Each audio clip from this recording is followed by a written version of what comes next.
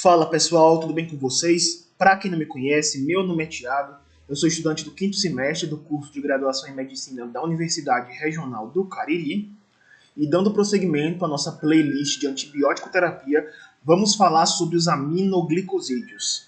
De antemão, gostaria de pedir, por favor, se vocês puderem fazer uma contribuição nessa chave Pix que está aparecendo na tela de vocês ou no QR Code aí ao lado. Qualquer valor que vocês depositarem, vocês estarão ajudando bastante a continuidade deste canal. Então, pessoal, os aminoglicosídeos, eles tiveram início mais ou menos lá na década de 1940, com a introdução da streptomicina. Isso foi um marco na história da antibiótico terapia, na qual nós já tínhamos as penicilinas, depois vieram as sulfas, e logo depois você teve uma ampliação desse grupo dos aminoglicosídeos.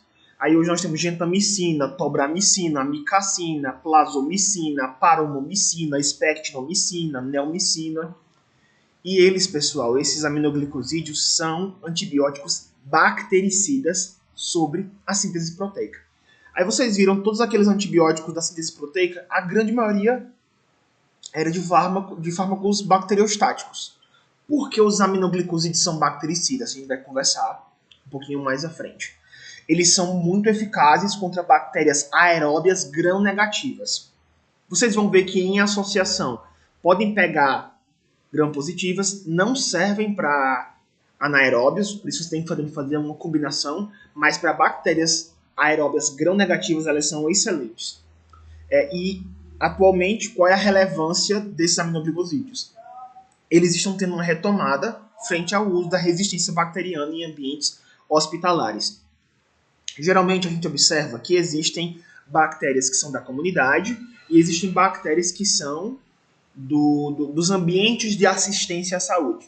Esses micro-organismos do ambiente de assistência à saúde, que a gente chama de micro-organismos hospitalares ou as infecções hospitalares, elas têm uma maior resistência. E como os aminoglicosídeos eles não tinham o seu uso tão aplicado décadas atrás, por conta de alguns efeitos adversos que a gente vai ver hoje, eles foram um pouco esquecidos, foram utilizados os antibióticos. Esses antibióticos, as bactérias aprenderam a criar resistência e por isso os aminoglicosídeos hoje eles são escolha para vários tratamentos de bactérias, tem até protozoários, fungos, que você faz combinações com os aminoglicosídeos para pegar esses tipos de micro-organismos. E mais na frente vocês vão ver, pessoal, que apesar de toda essa eficácia, existem também mecanismos de resistência que algumas bactérias estão desenvolvendo contra eles. Aí vem mais uma vez a gente conversando sobre a importância de você prescrever antibióticos somente para as pessoas que estão precisando. Então, se é uma infecção viral, se é só apenas um quadro que você observa que vai melhorar com o tempo, não precisa prescrever antibiótico. Antibiótico é para infecção bacteriana, beleza?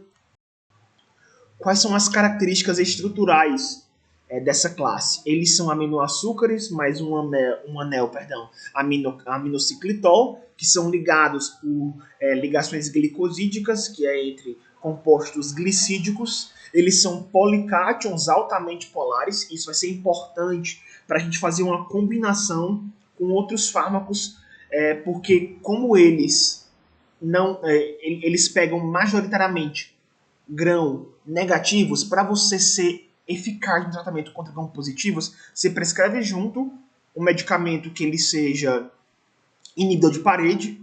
Essa parede, quando ela é destruída, abre espaço para esses aminoglicosídeos entrarem. Então eles têm, além de se ligarem na subunidade 30S, vocês vão observar que eles mexem um pouco com a membrana plasmática por conta dessa estrutura policatiônica, certo?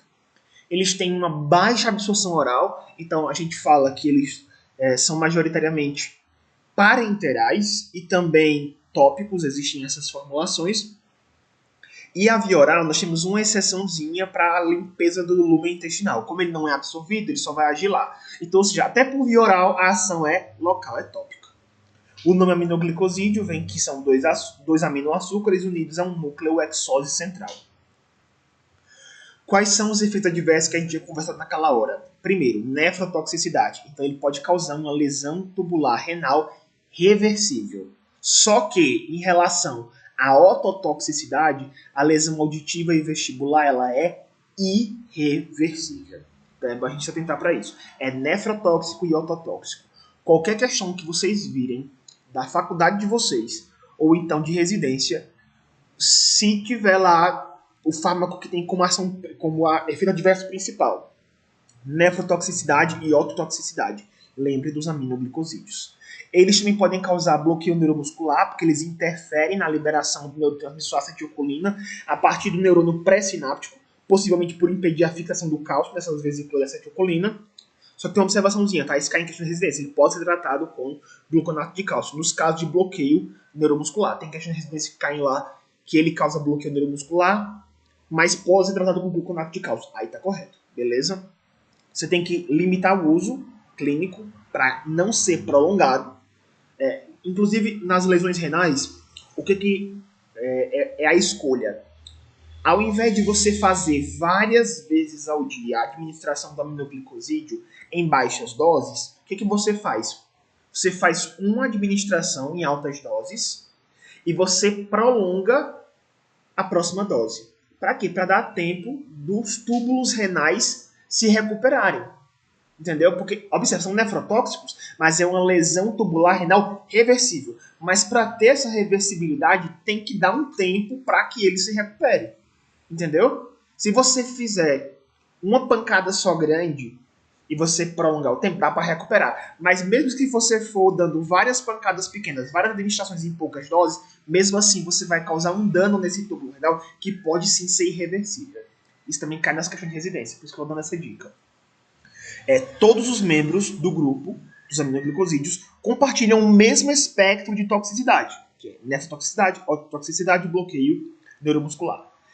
Mais notavelmente, nefrotoxicidade e ototoxicidade, que pode acometer tanto as funções auditivas quanto vestibular do oitavo nervo craniano. Aí eu quis colocar aqui propósito, tá, para vocês lembrarem, porque esse cai nas provas, se você estiver no ciclo básico ainda, ou se fazer prova prática, tem professores que gostam muito de perguntar, inclusive no ciclo clínico, tá? Durante quando você está em várias disciplinas da clínica médica, principalmente quando você está desde o ciclo básico, né, tem a parte de semiologia, que você pergunta bastante, mas também em todas as disciplinas de geriatria, de neurologia, os professores gostam muito de perguntar sobre os nervos cranianos. Então, o primeiro pai é o nervo olfatório, o segundo pai é o nervo óptico, o terceiro é o nervo oculomotor, o quarto é o nervo troclear, o quinto é o nervo trigêmeo, o sexto é o nervo abducente, o sétimo é o nervo facial, aí o oitavo, que é o foco da nossa aula, que é afetado pelos aminoglicosídeos, certo?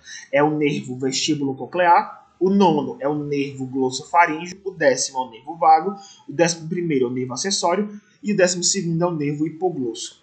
O nervo vestibulo-coclear, tá, ele é um nervo sensitivo, em que a porção vestibular é responsável pelo equilíbrio, enquanto a coclear está relacionada à audição. Quais são as aplicações clínicas dos aminoglicosídeos? Vários slides eu vou falar sobre isso. Essa aqui é uma introdução bem ampla, mas vocês vão ver detalhes de tratamento, na qual, por exemplo, existem infecções graves por bacilos gram-negativos aeróbios que eu posso utilizar ou uma monoterapia ou combinação. Você vai ver que o esquema imunoterapia, ou seja, usar só aminoglicosídeo sem associar com outra droga, é muito raro, mas existem casos como a tularemia, que a gente vai ver mais na frente. E no caso de bactérias gram-positivas, aí só aminoglicosídeo não vai dar de conta. Porque o aminoglicosídeo que eu tinha falado para vocês é para quê? Para gram-negativo aeróbio. Gram-positivo não vai dar certo, entendeu? Por isso tem que fazer uma associação. Ou com beta-lactâmico ou com glicopeptídeo. Aí vem vancomicina, teicoplanina e tal. Por quê? Porque o inibidor de parede vai destruir a parede de peptidoglicanos. Depois, os aminoglicosídeos vão conseguir adentrar a membrana e fazer a sua ação lá na subunidade 30S dos ribossomos das bactérias. Esses aminoglicosídeos eles têm uma atividade adicional para protozoários, no caso a paranomicina é a escolha, para gonorreia, tá? Para Neisseria gonorrhoeae, a espertinomicina, e também para micobactérias, tem a tobramicina, streptomicina e a micacina, que são algumas situações. Não é o esquema principal, porque o esquema principal você já sabe, para tuberculose é o esquema HIP, rifampicina, isoniazida, pirazinamida, tambutol, mas existem alguns esquemas alternativos, que não são a primeira escolha, que você pode utilizar um aminoglicosídeo. Aqui vocês estão observando o seguinte, nós temos fármacos que agem na parede celular, aí vem os beta-lactâmicos, glicopeptídeos como a vancomicina. Quem são os beta-lactâmicos? Penicilinas, cefalosporinas, carbapenêmicos, imunobactâmicos. Glicopeptídeos, a vancomicina e a teicoplaina, que não está aqui. A bacitracina, que é um lipopeptídeo. Todos eles agem aqui, ó, na parede celular de peptidoglicanos. Os beta-lactâmicos vão agir nas transpeptidases e os glicopeptídeos vão atingir aonde? O terminal deala-deala. Na membrana celular, nós temos a polimixina. No DNA, as quinolonas. Também na síntese lá no metabolismo do ácido fólico, nós temos as sulfonamidas, com associação com trimetoprim ou trimetoprima. Temos aqueles que vão atuar lá na transcrição, a rifampicina, que é um antituberculostático, se eu não me engano. E temos aqueles que agem na síntese proteica. Esses aqui é que vão ser focos da aula de hoje. Por quê? Já, no caso dos que agem na subunidade 50S, nós temos macrolídeos, cloranfenicol e tantos, e temos alguns mais, mas os que agem na subunidade 30S são esses, tetraciclinos e aminoglicosídeos. Isso eu peguei uma dica com um infectologista que ele disse, lembra assim, ó, 30, começa com T, termina com A, 30, T de tetraciclina, A de aminoglicosídeo. Às vezes é uma dica super besta, mas você acaba pegando de um jeito que você não esquece de forma alguma. Então, tetraciclina e aminoglicosídeos agem na subunidade 30S. Porém, esses que agem na inibição da síntese proteica, eles são bacteriostáticos. Eles interferem na replicação, mas não exatamente matam a bactéria. Os aminoglicosídeos matam, e vocês vão ver por quê. Então, aqui nós vemos que os aminoglicosídeos eles são inibidores bactericidas da síntese proteica, que age na subunidade 30S. O principal uso é para bactérias gram-negativas aeróbias. Eles são nefrotóxicos e ototóxicos. E como representantes nós temos gentamicina, tobamicina, streptomicina, specnomicina, neomicina, paromomicina, plasomicina e a amicacina. Como é que ele age, pessoal? Ele, para entrar na célula bacteriana, vai ter que ter uma difusão através das porinas da membrana externa. Então nós temos aqui algumas porinas dessas bactérias gram-negativas, é por aqui que vai entrar os aminoglicosídeos. É um transporte ativo dependente de oxigênio. Então, por isso que eles agem em bactérias gram-negativas aeróbias, porque precisam de oxigênio para esse transporte. É por esse motivo que não atuam em anaeróbicas. Eles agem se ligando a essa subunidade aqui, ó, a 30S. Eles se fixam e eles vão interferir na montagem do aparelho ribossomal dessa bactéria. E vão causar uma leitura incorreta desse código genético. Aí você vai ter aqui, ó, com essa leitura incorreta, vai bloquear a produção de proteínas, tá? Você vai bloquear a síntese proteica. Você vai provocar uma terminação prematura da formação dessas proteínas e depois vai levar a uma incorporação de aminoácidos errados, formando várias proteínas anormais ou não funcionais que vão acabar matando essa bactéria. Então, como consequência, eu tenho o quê? Proteínas, produção de proteínas anormais ou não funcionais, proteínas defeituosas que vão se acumular e comprometer a viabilidade bacteriana, e o resultado é um efeito bactericida. É o único bactericida entre os inibidores da síntese proteica. Quais são os efeitos, as características farmacodinâmicas, tá? Ele tem um efeito bactericida com concentração dependente, ou seja, a eficácia vai depender da concentração máxima acima daquela concentração inibitória mínima. O ideal, né, é que essa concentração máxima seja de 8 a 10 vezes a concentração inibitória mínima. E ele também tem um efeito pós-antibiótico. Dentre essas classes de inibidor da síntese proteica, os azalídeos que estão dentro dos macrolídeos, que pegam a azitromicina, também tem efeito pós-antibiótico. Porque esse efeito pós-antibiótico, mesmo depois do uso desse medicamento, ele fica agindo por determinado tempo no corpo. Então é uma ação antibacteriana persistente, mesmo após a queda da concentração plasmática. Então quanto maior a dose, mais longo vai ser o efeito pós-antibiótico. A administração em dose única diária vai maximizar esse efeito pós-antibiótico, reduz os riscos de nefrotoxicidade e ototoxicidade e melhora a adesão ao tratamento. Lembra que eu tinha falado lá no slide passado que principalmente para a parte nefrotóxica, o ideal é que você faça uma única dose alta diária do que várias doses menores durante o dia, para que para dar tempo esse túbulo se recuperar. Entendeu? Então, por isso que o ideal é que você tenha uma administração em uma única dose diária, uma dose máxima, para maximizar esse efeito pós-antibiótico, e não administrando mais naquele dia, só no dia seguinte. Então, o mecanismo de ação desses aminoglicosídeos é se ligarem a essa subunidade ribossomal 30S, impedindo a montagem do aparelho ribossomal funcional, levando a uma leitura incorreta do código genético e produzindo proteínas anormais ou não funcionais. Em relação a mecanismos de resistência, tá? Inicialmente, os aminoglicosídeos eles atuam sobre uma ampla variedade de bactérias. Então, pegam bactérias gram-negativas, porém, em combinação, podem pegar bactérias aeróbias gram-positivas e micobactérias. As bactérias anaeróbias são intrinsecamente resistentes. Então, gente, para você ativar esse aminoglicosídeo lá entrar por transporte ativo, precisa de oxigênio. Então, sem bactérias anaeróbias que não agem no oxigênio, não dá certo. O espectro, tá? Então eles pegam gram-negativos, aeróbios, gram-positivos em combinação, micobactérias, os anaeróbios não, são resistentes. Esses organismos gram-negativos, pessoal, foi observado o seguinte: in vitro, esses aminoglicosídeos têm uma ótima ação contra enterobactérias, pseudomonas, aspertobacter e a Haemophilus influenza, mas, mesmo sendo gram-negativas, têm uma atividade ruim ou ausente contra a Burkholderia, os estenotrefomonas, que pega, por exemplo, por infecção por ventilação mecânica, não trata com aminoglicosídeo, se trata com Bactrim, tá? Que é uma sulfametoxazotrimetoprima, e também não funciona contra anaeróbios. Alguns gram-positivos, tá? Eles são ativos contra Staphylo aureus quando você está em associação, lembra disso? Staphylo aureus é positivo. Atividade insuficiente contra pneumococo, streptococo e enterococo, de forma isolada, mas também efeito sinérgico quando ele se combina com a penicilina ou com a vancomicina, porque são inibidores de parede.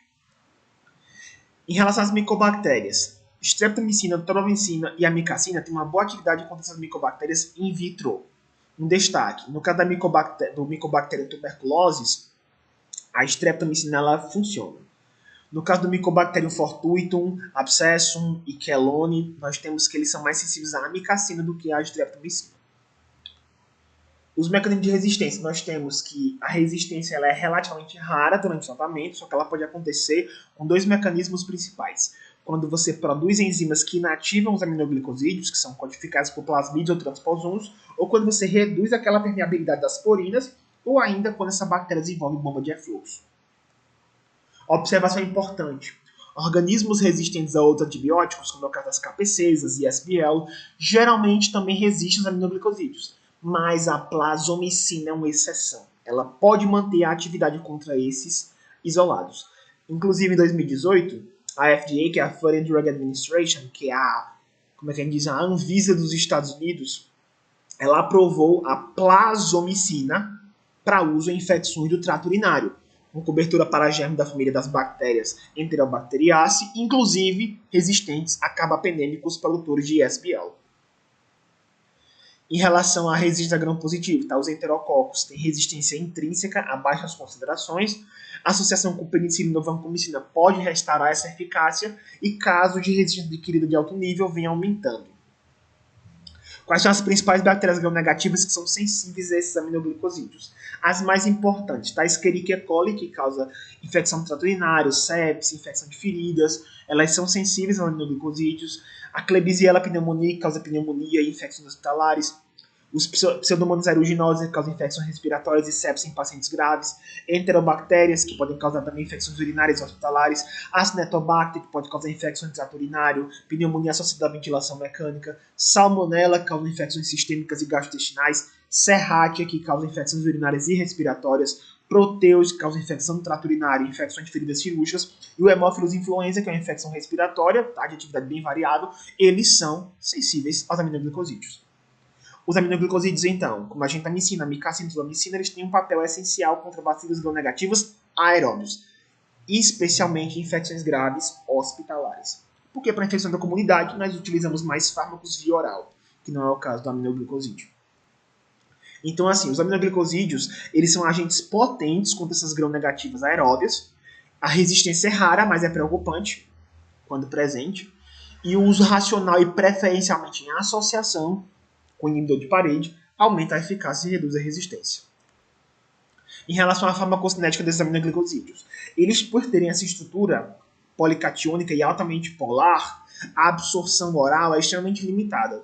E quando você utiliza por via oral, é mais para utilizar no lumen intestinal. Ou seja, até quando é por via oral, é tópico, porque é só no local que ele age. O uso oral é inviável na maioria dos casos. A administração ela é parenteral, seja por via intravenosa, intramuscular, intratecal, sei lá por que intratecal, porque tem dificuldade de chegar no líquor, né? Então tem que ser no espaço subaracnoide. E a exceção nós temos a neomicina, tá? Que é tópica. Vocês vão ver até pomadas que tem ela.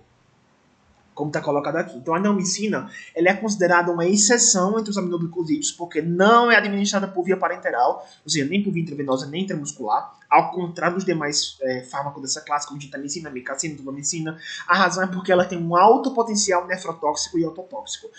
Então você pode utilizar por via tópica, tá? Por via tópica, ela é aplicada em infecções de pele, feridas ou queimaduras, geralmente em associação com outros antibióticos, como pomadas que você tem, bacitracina e polimixina B. Aqui no caso, pessoal, nós temos essa imagem que tem um sulfato de neomicina e também tem aqui a bacitracina zínsica. Nós vemos que a neomicina, que é o foco da aula de hoje, é um aminoglicosídeo e a bacitracina ela é um polipeptídeo, tá, pessoal? Então, uma vai pegar bactéria gram positiva e a outra vai pegar a bactéria gram negativa. E por via oral, nós temos a utilização como agente de descontaminação intestinal. Então, quando você toma ela por via oral, não é para se espalhar pelo corpo, até porque ela tem dificuldade de se espalhar. A absorção dela no intestino é mínima. Então, é só para descontaminar o intestino. Então, ela atua localmente lá no lumen intestinal sem atingir níveis plasmáticos significativos. Até porque se atingir, pessoal, ela é muito mais nefrotóxica e ototóxica do que os demais aminoglicosídeos.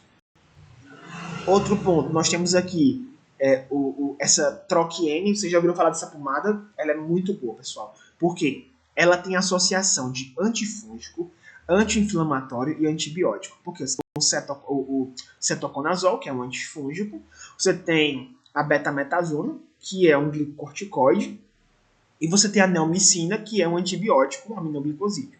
Então você vê como os aminoglicosídeos eles estão nas combinações de pomada das mais variadas, dos mais variados tipos. Temos essa outra pomada aqui, pessoal, que também tem um aminoglicosídeo nele, que é, no caso, a junção do triancinolona acetonida, que no caso aqui é um corticoide, o nome desse para falar sendo que é um corticoide. Temos a neomicina, que é um aminoglicosídeo. A gramicidina, pessoal, é um antibiótico peptídico e a nistatina ela é um antifúngico. Olha aqui a junção que pega aqui, ó, pega fungo, nistatina, né? No caso da gramicidina pega grão positivo, no caso da neomicina pega grão negativo, e para desinflamar você coloca esse triancinolona acetonida. Então essas são as vias de administração que você tem. Intravenosa, o pico sérico é entre 30 e 60 minutos. Intramuscular, entre 30 e 90 minutos. Intratecal, ela é uma opção em sistema nervoso central, eu tenho um asterisco, por quê? Com a dificuldade de transpor as barreiras hematoencefálica e hematolicórica, que era hemato, tá? Hematolicórica, esta via permite que o fármaco seja introduzido diretamente no espaço subaracnoide espinhal, utilizado no caso de infecções agudas do sistema nervoso central e também na raquianestesia. Então esse aqui é o uso intratecal. A neomicina, tá? Que é em uso tópico ou oral, e você vê que até oral é tópico, por quê? Age localmente, geralmente no preparo intestinal pré-operatório. E é contraindicado via parenteral devido à nefrotoxicidade, a neomicina, beleza? Outro ponto é em relação à distribuição e concentração teciduais. Observem o seguinte, tem baixa penetração nos tecidos, tem uma distribuição variável em líquidos orgânicos, tem altas concentrações na urina, tem baixa penetração no líquor, por isso que tem aquela via intratecal, na árvore biliar também e nas secreções traqueobrônquicas. e elas atravessam a barreira placentária, tá? Então, por isso, você não pode utilizar os aminoglicosídeos na gestação. Você vê aqui a gentamicina, ela tem risco D. Tá? O risco A e o B você pode utilizar. O C vem de cuidado, eu estou fazendo essa dica, porque você vai fazer custo-benefício. Realmente, se eu não der nenhum medicamento, no caso do risco C, tá? Medicamentos são risco C. Se eu der nenhum medicamento para essa gestante, vai ser pior ou melhor? Então, analise. O risco D, devo não utilizar, e o risco X, não uso de forma alguma. Temos aqui só algumas opções dos antibacterianos que podem ser usados, pessoal, na gestação. No caso dos que são risco B, uso de boa entre aspas, tá? Se precisar, você não vai prescrever antibiótico se ela não precisar, mas se ela precisar, tá de boa, risco B. No caso do cipro, tá? É risco C, já. Então, esse da amarelinho aqui, tem até algumas fontes que falam que o cipro é risco D, se eu não me engano, em algumas fases da gestação, porque pode interferir na cartilagem. Então, gestante não pode usar cipro, tá? De preferência. Claritramicina, que é um macrolídeo, levofloxacino, que é uma quinolona, a sulfametoxazoltrimetoprima, tá? Age lá no metabolismo das purinas. E o risco D não pode utilizar, que é a doxiciclina, tá, pessoal? A doxiciclina, ela também atua lá nas cartilagens, ela se fixa nos ossos desse feto. Então você pode utilizar metronidazole, furantoína, de preferência para infecção urinária, fosfomicina, nitrofurantoína e cefalexina. Cefalexina que tá aqui, ó. É uma cefalosporina de primeira geração. Algumas considerações, tá? Devido à baixa distribuição e intensidade de pouso, a dose deve ser calculada com base na massa magra corporal. A meia-vida de 1h30 a 3h30 em adultos com função renal normal. Pode ter uma atividade prolongada em neonatos, lactentes e pacientes com insuficiência renal. Existem algumas formas de você calcular essa massa corporal magra em um indivíduo. Entre elas você tem essa daqui, que é a forma de Boer, tá? Que é a mais precisa na prática clínica. Aqui para homens e mulheres. A excreção, tá? A principal é por via renal, por isso que é nefrotóxica. Então, 99% da dose excretada vai sair inalterada na urina. Algumas vão dizer até 100%, por isso que eu coloquei aproximadamente 99%. O ajuste de dose ele é obrigatório para quem tem disfunção renal. E eles são geralmente removidos por hemodiálise ou diálise peritoneal, no caso dos pacientes que estão dialisando. E é necessário você fazer uma suplementação, tá? Pós-diálise. Observando aqui a farmacocinética, né? Dura mais ou menos de 1h30 a 3h30. A principal via de excreção é a renal, por isso que você precisa fazer ajuste de dose em pacientes nefropatas. Concentrações tissulares muito altas na urina, baixíssimas no líquido cefalorraquidiano, árvore biliar, secreções traqueobrônquicas, atravessa a barreira placentária, por isso que não pode utilizar ingestante, porque é risco D. E via administração temos intravenosa, intramuscular e intratecal. Via oral é um pouco adequada, tá? E quando é usada por via oral, até a ação é tópica, e a neomicina é por pomada, tá? Por via tópica. Então, alguns usos clínicos, tá? Desses aminoglicosídeos. Apesar do espectro antimicrobiano amplo, o uso deles em monoterapia é limitado. Motivos: disponibilidade de fármacos menos tóxicos, com eficácia semelhante, e necessidade de monitoramento da concentração sérica, o que dificulta o manejo. Por isso que ele é utilizado em via hospitalar, porque você tem que ficar fazendo sempre exames para avaliar a função renal. Principais indicações, tá? Eles mantêm importância como fármaco de segunda escolha em infecções graves. Eles são usados contra bacilos gram-negativos aeróbicos, como Pseudomonas, Klebsiella, Enterobacter. Alguns organismos gram-positivos quando estão em terapia combinada. Frequentemente utilizados em associação com antimicrobianos como os beta-lactâmicos, que são penicilinas, cefalosporinas, carbapenêmicos, monobactâmicos, e os glicopeptídeos, como vancomicina e teicoplanin, para ampliar o espectro e potencializar o efeito bactericida. Eles são aplicados em terapias multidrogas para infecções por micobactérias, no caso da tuberculose resistente. O uso isolado dos aminoglicosídeos é incomum e também é restrito porque tem algumas exceções. No caso de infecção do trato urinário, em que o fármaco atinge altas doses, altas concentrações locais. Vocês viram que a grande maioria da eliminação é renal, então ele vai encontrar com esse micro-organismo lá no sistema urinário. Então, por isso que nas infecções do trato urinário que não são controladas, você pode utilizar os aminoglicosídeos. O uso clínico mais frequente desses aminoglicosídeos ocorre em combinação com os antibacterianos, já falamos sobre isso. A aplicação principal, terapia empírica em infecções graves, como septicemia, infecções de nosocomial e trato respiratório, infecções urinárias complicadas, não só infecções urinárias simples, infecções intraabdominais e osteomielite por bactérias gram-negativas aeróbias.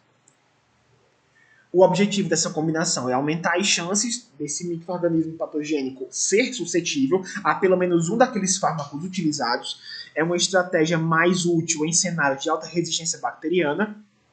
E quando você tem uma baixa incidência de resistência, o benefício é menor devido ao risco de toxicidade, tanto nefro como ototoxicidade. Após você identificar o patógeno e o teste de sensibilidade, esses aminoglicosídeos eles já devem ser descontinuados, substituídos por fármacos que sejam mais específicos para aquele patógeno que foi identificado e que sejam menos tóxicos, e eles devem ser mantidos somente se imprescindíveis para o controle da infecção. Por exemplo, descobrir qual é o agente, e mesmo assim eu não tenho nenhum antibiótico que vai conseguir controlar, bota aminoglicosídeo, no caso de gram-negativos aeróbios. Um uso específico da gentamicina, tá? Frequentemente a gente usa combinado para endocardite enterocócica, quando você não tem resistência elevada, e infecções graves por Streptococcus. Contudo, a toxicidade em uso prolongado levou à preferência por outros esquemas terapêuticos. E aqui nós temos, pessoal, os principais agentes que causam essas endocardites, tá? Tem aquela endocardite adquirida na comunidade, que o principal agente é o Streptococcus, a endocardite associada à assistência médica, ou seja, a endocardite hospitalar, é o Staphylo aureus que mais causa. A endocardite precoce é o Staphylo coagulase negativo, que o mais, só que todos os outros causam também, viu, pessoal? Tô falando que tem maior incidência. Endocardite tardia, Streptococcus, e usuário de drogas, Staphylo aureus. Aí, o tratamento dessas endocardites, tá? Se for Streptococcus suscetíveis à meticilina, eu faço a combinação da penicilina G com gentamicina, ou seja, um inibidor de parede com um aminoglicosídeo. No caso dos estreptos relativamente resistentes à penicilina, eu uso a penicilina G ou a ceftriaxona, mais a gentamicina ou a vancomicina. Ou seja, posso usar esses dois são inibidores de parede, só que aqui é uma penicilina, aqui é uma cefalosporina. Aí no caso aqui eu vou utilizar ou a gentamicina, que é um aminoglicosídeo, ou a vancomicina, que é o quê? Um glicopeptídeo. No caso dos Streptococcus moderadamente resistentes à penicilina, eu posso utilizar uma penicilina G ou uma ceftriaxona, mais uma gentamicina ou vancomicina, só que as doses aqui são diferentes, pode observar. No caso de tratar endocardites por estáfilo, no caso do estáfilo sensível à meticilina, tá, que vai estar infectando as válvulas nativas, ou seja, as válvulas que são próprias do coração daquele paciente. Eu posso utilizar o que? A penicilina G mais a gentamicina. Já se for um Staphylo aureus resistente à meticilina, que está infectando essas válvulas nativas, eu vou usar penicilina G ou ceftriaxona, mais gentamicina ou vancomicina. No caso do Staphylo aureus sensível à meticilina, que está infectando as válvulas protéticas, eu vou utilizar a nafcilina, ou oxacilina, ou flucloxacilina. Esses dois são antibióticos, tá? A oxacilina e a flucloxacilina. A nafcilina ela é um antifúngico, tá? E eu vou combinar também com a gentamicina, que é um aminoglicosídeo.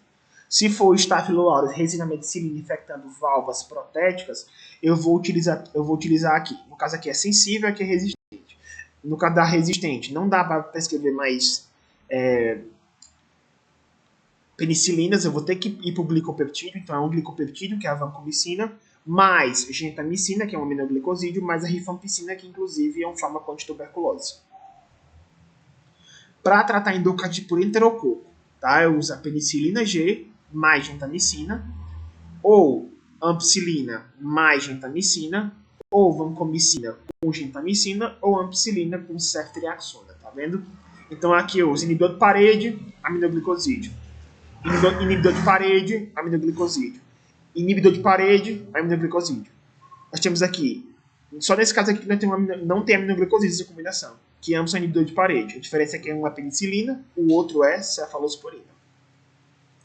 Outras indicações de terapia combinada, tá? Nós temos tratamento definitivo de infecções graves causadas por brucela e listeria monocitogenes. Inclusive, essa listeria pode causar até meningites. Nesses casos, o uso conjunto com outros antibióticos, tá? com antimicrobianos, é essencial para a eficácia clínica. Importante saber que antigamente os aminoglicosídeos em baixas doses eram usados com outros agentes para infecções invasivas por estafiloaureus. Só que atualmente essa prática não é mais recomendada devido ao quê? A alta toxicidade e disponibilidade de drogas mais seguras.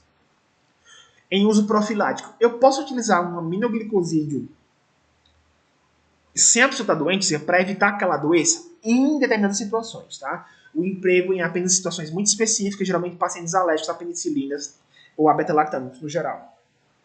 Então, nesse caso, quando o paciente ele é alérgico às penicilinas, eu combino o quê? Aminoglicosídeo com clindamicina, que é uma lincosamina, então aminoglicosídeo com clindamicina, ou aminoglicosídeo com vancomicina, que é um inibidor de parede, mas não é penicilina, é um glicopeptídeo. E ele é indicado em procedimentos cirúrgicos, tá? Trato gastrointestinal, urinário, trato genital feminino. E os aminoglicosídeos, eles têm um papel importante nesse tratamento de infecções por micobactérias, tá? Seja tuberculose, bovis, só que o uso ele é sempre combinado com outros agentes antimicobacterianos, nunca em monoterapia. Então eles são usados no caso de tuberculose resistente a medicamentos, que a gente diz multidroga resistentes, infecções micobacterianas não tuberculosas também, no caso do MAC, que é o Mycobacterium avium complex, temos a Mycobacterium cansaceae e temos o Mycobacterium abscessus. A streptomicina é o primeiro aminoglicosídeo que foi usado contra o Mycobacterium tuberculosis. A amicacina e a kanamicina são opções eficazes em caso de resistência à streptomicina. Aqui nós temos que a administração em combinação, nós temos aqui os fármacos de primeira linha, quando eles ainda são eficazes, ou então medicamento de segunda linha, como nós temos aqui, ó, as fluoroquinolonas, a linezolida, a clofazimina e a cicloserina. Vou ter até aqui que a linezolida, pessoal, ela é uma oxalolidinona, a clofazimina, ela é um derivado da fenazina, é um riminofenazina, e a cicloserina, ela é um análogo estrutural da dealanina, que é um antibiótico sintético. Alguns cuidados e limitações. Uso restrito a casos resistentes ou graves devido a alta nefrotoxicidade e ototoxicidade e também devido ao monitoramento terapêutico. Então, não é para usar aminoglicosídeo de forma parenteral em casa, é para usar no hospital. A escolha depende do perfil de resistência e da tolerância do paciente. Imunoterapia, pode usar?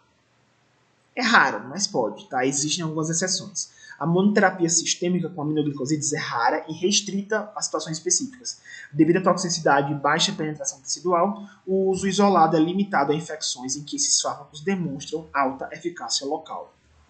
Então, quais são essas indicações? Tularemia, tá? Que é uma infecção causada por uma bactéria gram-negativa chamada Francinella tularensis, tá? Que geralmente acontece quando você é mordido por algum animal infectado, seja por coelho, por carrapato, por aquelas mutucas que chamam moscardo ou pulga infectada. Então, você pode adquirir tularemia. É muito raro aqui no nosso hemisfério, mas pode acontecer. Aí você trata com o quê? Streptomicina e gentamicina, que são os agentes de primeira linha.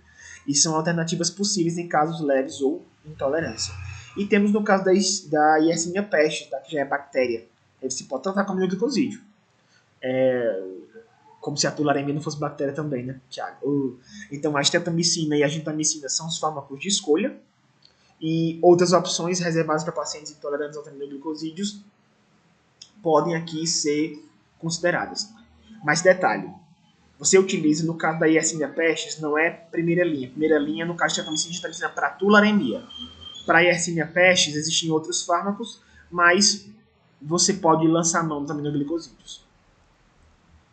No caso das infecções urinárias por multidroga resistente, você pode utilizar sim. Por quê? Não se concentram muito na urina. Se eles se concentram muito na urina, você pode utilizar para infecções urinárias multidroga resistentes. Então, use em pacientes selecionados quando você tem um microorganismo que ele é suscetível in vitro, você viu lá que dá certo, e também quando você tem antibióticos que não estão dando certo, são impraticáveis ou contraindicados.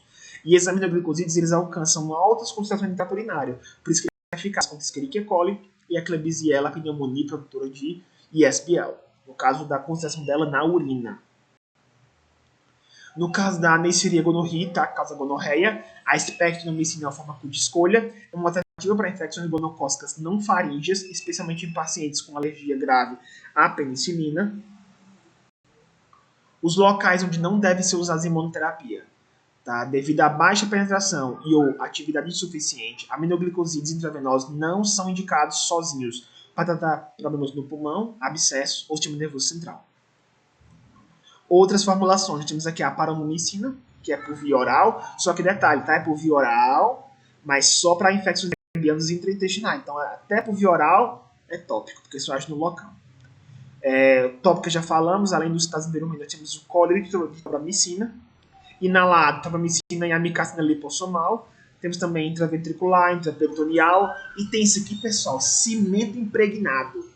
É que eu achei até bem interessante, porque trata-se de um cimento ósseo convencional, ao qual é adicionado um ou mais antibióticos, sendo esses aminoglicosídeos, como a gentamicina e tobramicina, os mais comuns, devido ao seu amplo espectro de ação contra bactérias gram-negativas e gram-positivas em combinação.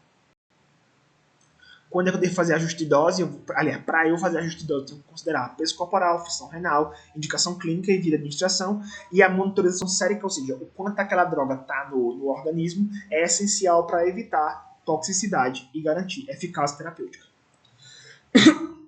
Aqui nós temos um mapeamento desses aminoglicosídeos, ou seja, quando é em terapia combinada, eu posso utilizar aqui, né, terapia empírica de infecções graves, como septicemia, infecções nosocomiais, intraabdominais, complicadas e osteomielite, terapia empírica definitiva, como infecções por brucela, listeria monocitogenes.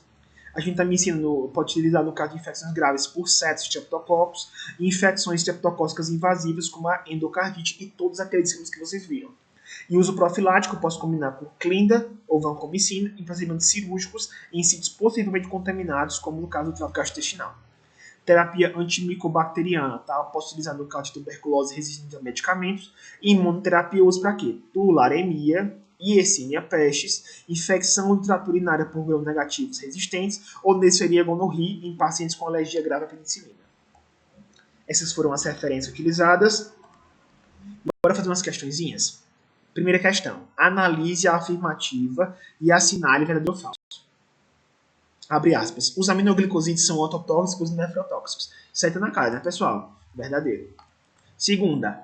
A sinergismo, ou seja, 1 mais 1 igual a 3.